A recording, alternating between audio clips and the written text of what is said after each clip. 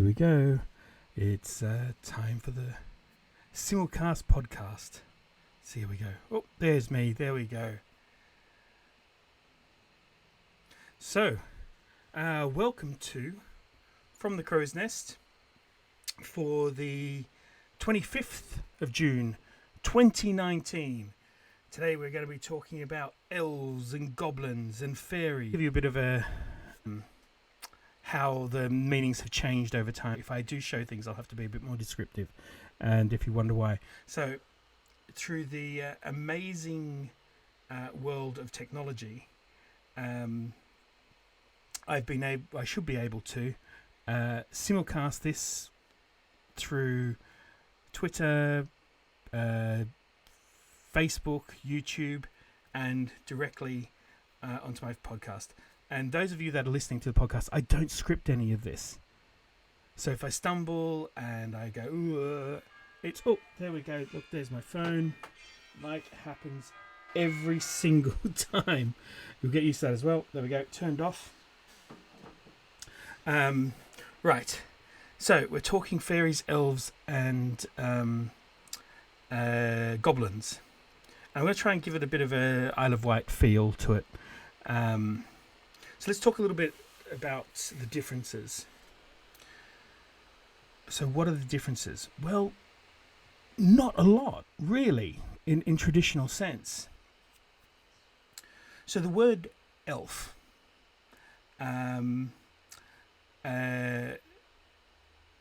basically comes from the Old English. And there was aelf, yelf, elf, alfre, alf. There were a bunch of different versions of it. But the elf, the word elf that we use now is certainly has its origins in the Mercian or Kentish, which was simply elf. And but places on the Isle of Wight or West Sussex, Wessex, and places like that, it was pronounced Yelf, and it essentially meant a sprite, magic folk, a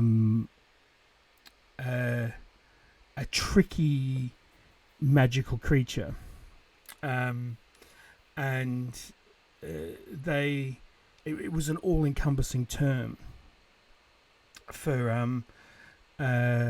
all the sort of magical creatures that inhabited the world around us, that inhabited the streams, that inhabited the earth, and they were seen as creatures that were very in touch with what was called the weird. And the weird is kind of like fate, I guess. It's what's the best way of explaining it? The weird, and not to be confused with the modern weird. The weird was, as I said, fate, or the being of things. It was a feeling. It was what was to come. It more dragged you along than came towards you. You know, people think of fate as something that you are taken to. That is your fate. Whereas the weird was more something that dragged you along with it, and you had ways of influencing it. And the elf were in tune with the weird, and I guess they were creatures of the weird. Excuse me. Oh, look at that! The sound's gone a little bit funny. Let me see what's going on here. So anyway, yeah. So they were considered the creatures of the weird, and let me turn this off. I wonder if the simulcasting is causing us a problem here. There we go. That seems to be back. I'll need to check that file. I might have to re-download it or something, because it doesn't seem to be working very well. Right. So the weird, as I said, sort of dragged you along. And then they were seen as mischievous people later on, tricksters and so forth. Whereas the original idea of these magical people were more ambivalent towards humanity. You know, we crossed paths and things like that, but they didn't actively seek out humanity, and you know they tried to avoid us really.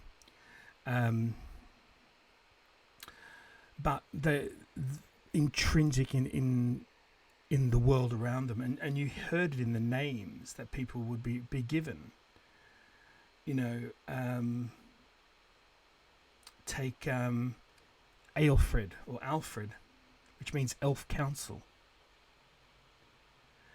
Aelfwin, elf friend.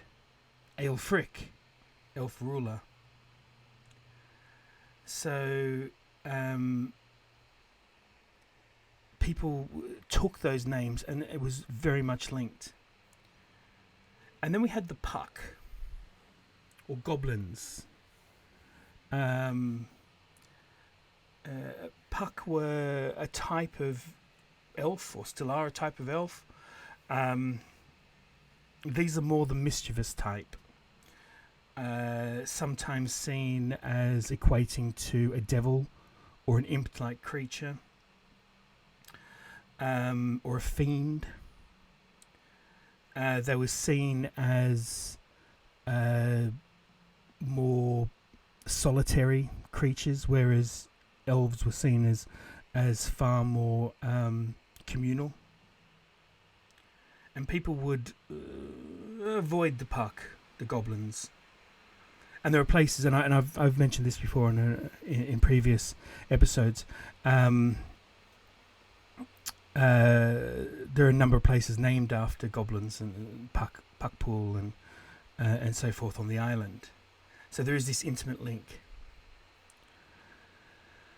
And let's move forward to fairies. So what are the fairy? What are the fae? Well, really, it's just the French version of elf.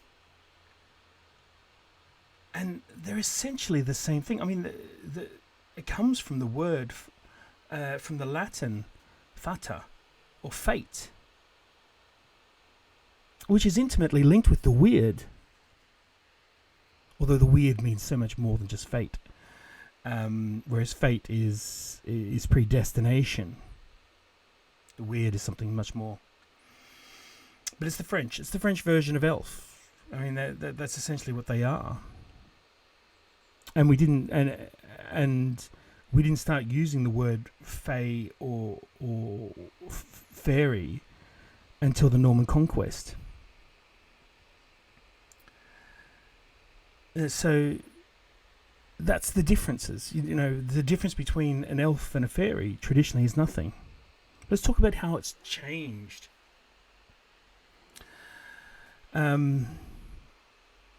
Over time, the idea of the little people, or the fairies, or the elves, became intimately linked with imps and the devil. And they became seen as wicked creatures. And you know, you had the stories of changelings and these imps actively seeking out humanity just to make our lives a little bit worse. And so there was always the understanding that humanity wouldn't disturb the elves or the Puck, and they would leave them things, tokens and things to make them happy, and maybe they'd look after them. But that took on a new sense as Christianity swept through Europe. Charms to keep them away, to keep the devil at bay. Imps and fairies and elves and goblins were seen as creatures of the night and darkness, and things to be, to be feared. And then as time went by, they became intimately linked with fairy tales. And that's not because they were happy and childlike. Fairy tales were grim and dark because there were stories about fairies. But over time, that changed again as these stories became sanitized and more child-friendly.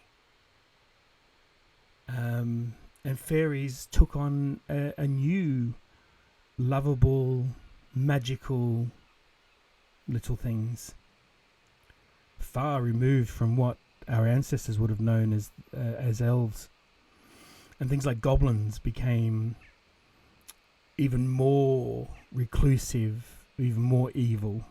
But they never were evil. And there we have it, ladies and gentlemen.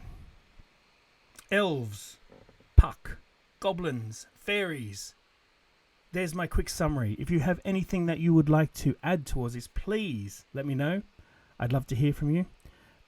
If you're listening on the podcast, thank you very much for joining me. If you have any feedback, please join us on Twitter at The Sacred Isle, or email me even, paul@thesacredisle.uk. I will start checking my email, I promise. If you want to send any feedback, please do. If you're watching on what's that thing? YouTube. If you're watching on YouTube, please like, subscribe, leave comments. I want to hear from you all. And don't forget, I want to hear your weird stories so I can read them out on Friday. Thank you very much. Bye-bye.